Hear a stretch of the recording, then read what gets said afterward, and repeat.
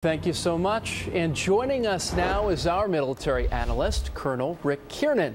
He served 26 years in the U.S. Army, was awarded 2 Bronze Stars, and served as the Pentagon spokesman for the Army during the first Gulf War.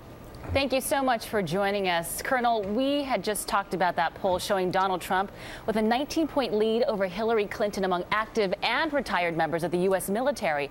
What do you think is behind those numbers? Well, I think what's behind those numbers is that you only have a certain amount of airtime or in the media hole, if you will.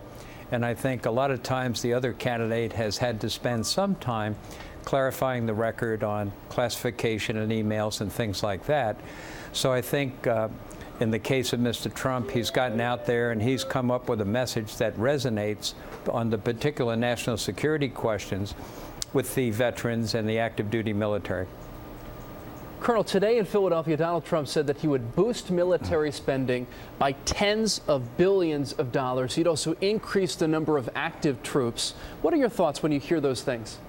Well, I think one of the big players in this, and it comes from being in the culture of the government, is that the Congress plays a large role in the size of the defense budget. And I think while the goal might be lofty and the goal might be in billions of dollars, and there might be some needed things that are not in the budget at this time, there will have to certainly be a conversation and a discussion with the Congress about where the appropriations go and what may have to be compensated for the systems, for the military, the number of soldiers, ships, and airmen. Well, both candidates, of course, will be at tonight's Commander-in-Chief Forum. They'll be asked about national security, the military, and veterans.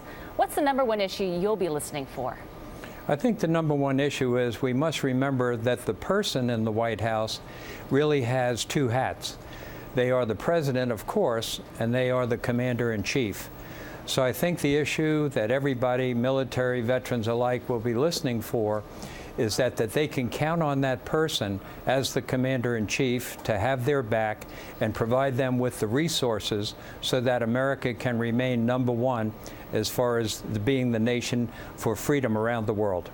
And it's an important theme probably to consider as we're watching that tonight. Colonel Rick Kiernan, thank you so much for your time, as always. And watch tonight's Commander-in-Chief Forum tonight at 8 o'clock right here on NBC 10. The first 30 minutes will be with Clinton. Then the second half hour is with Trump, and Matt Lauer will moderate.